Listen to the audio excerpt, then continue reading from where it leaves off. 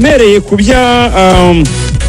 kuby'ikarita itukura umukino wa Rayon Sport n'Amagaju Ferwafa iravuze iti nyuma y'uko komisiyo igejejweho ubusabe bw'Amagaju yagaragaje kutishimira icyemezo cy'umusifuzi ku mukino wabahuje na Rayon Sport umunsi wa gatanu bakinnye tariki ya 24 kwa 10 uyu mwaka kuri Kigali Pele Stadium, aho Amagaju yagaragaje ko umukinnyi numero 27 Rwema Amuza nta kosa yakoze ku munota wa 23 ryatuma habwa ikarita itukura.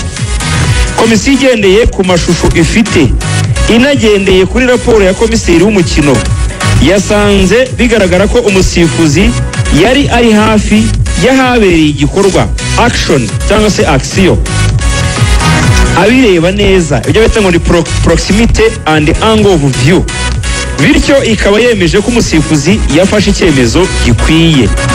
Ibisobanuro birambuye kuri iki cyemezo byashyikirijwe abo bireba mugira amahoro. Umurebe yahise ashyiramo vuvuzera hano aravuga Amagaju aho ngo turayagaritse nuko yigenze vuvuzera nayumvishe. Rayon Sport Amagaju atewe utwatsi kuri mwari muri kuri stade icyemezo Ferwafa bafashe muremeranya nacyo kuri insida ku Magaju bavuze ko badafite ishusho igaragaza koko niba wenda umusifuzi yari gutanga ikarita y'umuhondo natangiye umutuku, kandi koko none areba video y'Iberi ntabwo igaragaza ko kwijana kwijana uriya musore niba yari takre iri severe cyangwa se ikabije Rwema. Hari ukuntu rero ari jugement cyangwa se ari icyemezo cyafatwa navuga ngo mu bice bibiri, nko kuvuga ati wenda amashusho ntahagije yaduha igisubizo, harimo buriya no kumva umusifuzi ashobora no kuvuga ati nge nabonye yarabaye nk'utera takre wenda ntiyayihamya neza, ariko yari afite wenda intention ko mu mupira nabo barayihana Iberi kugira ubushake bwo gukora ikintu ntibisobanuye ko bakigezeho. No mu mategeko asanzwe y'ubuzima tubamo abantu barabizi ko ubu ngubu ndamutse mbwiye umuntu ngo nzakwica ariko simwica yandega muri ribu bakamfunga, ibyo bintu ntabwo mubizira. Nshobora gushaka gutera umukinnyi takre sinyihamye ngashaka kumukandagira, ariko kubw'amahirwe Imana ikamufasha agasimbuka, ari nacyo Basane yakoze, ariko bakareba iyo muhamye izo mbaraga waruzanye, uko kuntu waruje, uko kuntu wari wafunguye Godewa washyizemo imbaraga zose, akaba ati yamuhamya yari kumuca igufwa ry'umurundi cyangwa ruseke.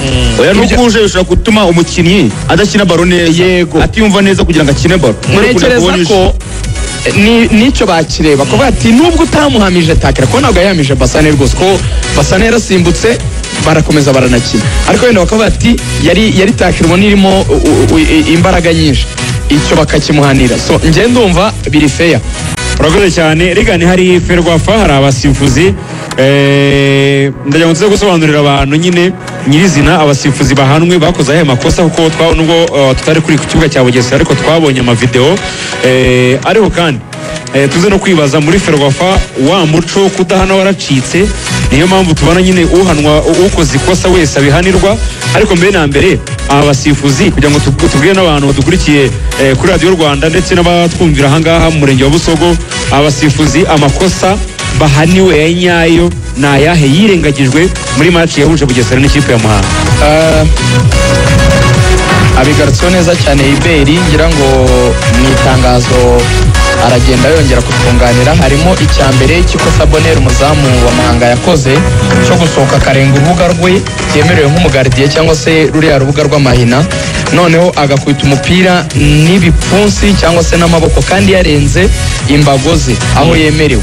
Ibyo rero bavuga yuko yakoze icyo bita denying an obvious goal scoring opportunity, ngo yabujije igitego kujya mu izamu, amahirwe agaragara yandi yari kuvamo igitego. Ibyo umusifuzi wagombaga kubihana yarabyirengagije. No ku ruhande no hagati, no hagati iriya n'uwo hagati munsi ibyo se no hagati bireba, nubwo yafatanya no ku ruhande ariko ni ibintu bigaragarira amaso. Kandi rwose unanarebye kuri video uriya ari ukuntu uvuga ngo umuzamu wenda yarahagaze mu rubuga rwe ariko umupira wenda amaboko arayasohora ayarenza wenda umurongo ariko ahagaze hariya kuri uriya murongo neza. Rero ujya wibuka penalty yateje impaka ya Suwane, bavuga ngo Suwane yakoze umupira ngo ari muri penalty cyangwa atari muri penalty. Kwa kundi ubona umuntu ari ku murongo, Bonheur we rero yari yanawurenze yigiye imbere rwose bigaragara. Hari ukuntu uvuga ngo wenda hazamo kwibeshya n'umuntu, ntabwo ariko bimeze, yari yaharenze cyane. Icyo biriya naranabivuze no kuwa mbere muga rw'imikino, biriya ntago ari ukwibeshya, biriya n'uburangare buhanirwa. Icyo kirumvikana. Icya kabiri, hano bavuga ko umusifuzi yagombaga kumuhanisha direct free kick, agatanga nyine kufura direct, akanatanga ikarita y'umutuku. Yego, ikarita y'umutuku kuko yarenze urugo rw'amahina agakinisha amaboko, ndetse na kufura ku ikipe ya Bugesera ashoboka no kubaha igitego. Ibyo byabaye hakiri kare, ibyo byabaye bataratsindwa igitego. Noneho nkaho bidahagije, umusifuzi yemera no kureka ikipe ya Muhanga iri kubaka ngo ijye gutsinda umupira kwa kundi baba bapasanya abakinnyi. Umusifuzi nawe ari kwiruka areba aho ahagarara heza kugira ngo arebe uko umukino ugenda, umupira umukoraho.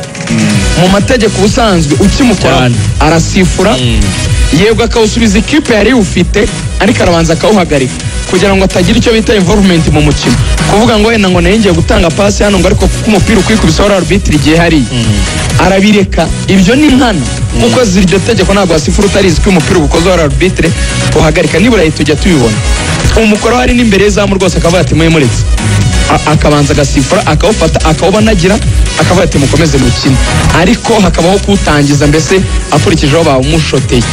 Yarawuretse ari nawe wavuyemo igitego cya Cedric Kuvuro Centre ateye bangura umupira bamushose, yanze kuwusifura, yanga nyine kongera ngo awufate usubize, kandi no kuvuga ngo ne Bugesera umupira utuvamo igitego. Ne Bugesera ritangiye uburyo umuntu arekepiye umupira, batangiye uburyo rwose yapashe umupira, umusifuzi ari kwirukanka. Nacyo ni ikibazo rega buriya mu masomo y'abasifuzi hari isomo bita positioning, kuvuga ngo kumenya guhagarara kumenya guhagarara, ukamenya ngo ndahagarara hehe ku buryo ntashobora kubangamira umupira cyangwa se abakinnyi badashobora kunshota. Ko naje gusanga uriya musifuzi Olivier buriya ngo iriya yari yo match ya mbere mu cyiciro cya mbere. Urumva ngo rero aracyari mushya, navuga ko kano kanyafu wamucishijeho nawe agiye kongera gusubiza ubwenge ku gihe, ari gakenewe. Yinjiye nabi, ariko mu kwinjira nabi kwe njyewe hari icyo Ruvuyanga abaje cyo kuvuga ngo umuco wo kudahana waracitse. Ndabona mu buryo bubiri. Uburyo bwa mbere rwose hari n'ifoto nabonye yasirikiriye muri iki gitondo, perezida wa federasiyo Shema Fabrice ari kumwe na Minisitiri, ubona bari kuganira ahantu wagira ngo ni nk'ahantu hirenge, bariho basura ibikorwa remezo by'umupira w'amaguru, hoteli, Gicumbi ya stade. Yego, navuga ko ni byiza pe, barimo guhana birasa neza, ariko mu mategeko ya federasiyo bagira akantu bakosora. Iberi iki kintu kitwogandisha ibyumweru njye ntabwo nkemera. Ndagusobanurira impamvu. Bakabaye bahana gute? Ejo bundi tuzajya gutya twikubite muri international break, umuntu wamukubita ibyumweru bibiri, kandi ibyo byumweru bibiri nta match zihari kuko baguhana bakurikije umunsi wakoreye ikosa. Bagukubita ibyumweru bibiri, ariko ibyo byumweru bibiri tujya twigira mu mavubi. Yabebarwa igihe shampiyona iri. Ariko sinzi ukuntu wabibona. Oya babari ibyumweru. None se reka nkubaze. Reka nidushake tubare. Nidushake tubare mu gihe shampiyona iri. Aradukurikira araza nta kibazo. Reka nkwereke. Nidushake tubare mu gihe shampiyona iri. Yuko ngo bahana jurune. Oya nibyo nanjye kukubwira. Nibashake babare aho banditse ibyumweru. Hano ni ibyumweru bitatu. Nidushake tuvuga se nishake ba shampiyona iri mariho bafatira. Okay. None se nk'umuntu ibyumweru bitanu imikino izabamo ya shampiyona ubuze ari ingahe? So ahandi uzarebe mu Bwongereza n'ahandi nabonye batembera kuturusha baguhana jurune, baravuga ngo ahagaritswe kudasifura imikino ine ya shampiyona. Izo ni jurune enye, akamenya ngo wenda ku munsi wa gatanu wa shampiyona kugera wenda ku wa 9 ntago nzasifura. Niyo hazi ikiza, niyo hazi iki iyo minsi, ubwo wenda niba Rayon iri bukina na Marine, mfatira urugero kuri Rayon simpari, wenda rero niba izakurikizaho APR simpari, ndi gufatira kuri journée za Rayon, ubwo ndi kuvuga shampiyona yose. Wenda niba Rayon izakurikizaho Gicumbi simpari, wenda niba Rayon izakurikizaho wenda Musanze simpari, akaba bizi. Ikindi aba basifuzi bakora nk'ibi bintu byo ubona birimo kwexagera, ubona hatarimo margin yo kwibeshya, kuko uyu nguyu ibintu yakoze ntago ari ukwibeshya, ni ibintu yakoze nkana. umupira ugukozeho umupira si urushisha, umupira ugukozeho urabyumva. reka da yaranaguye ahubwo wari umugujije umupira None se, arabyumvisha. umuntu witwa ngo arasifura niba umupira umukozeho abizi ko umupira ugukozeho uhagarika, ibyo tuvuga ko ari ukwibeshya. Waxel ubu nagukubita urushyi gutya ukavuga ngo sinabyumvise, none si ubwo bibaho? None si ibyo si ukureka umuntu nkana? Ibyo rero by'umweru 5 kuri we sinabyemera. We ni biki? Kuko yakoze ikosa ridashingiye ku bumenyi buke, ni ikosa nkana. Ibyo biratandukanye. Burya umuntu yakwibeshya ari gutanga umuhondo ari gutanga umutu. Okay, nabanze rero agende ajye mu cyiciro cya kabiri ashyiremo imbaraga. Ibera ubwo rero ko yakizamurwa mu kuba yarazamutse rero ngere ibyo ni kukubwira. Ubwo wamuhaye graduation yaramwihutishije. Yamuzamuye imburagihe.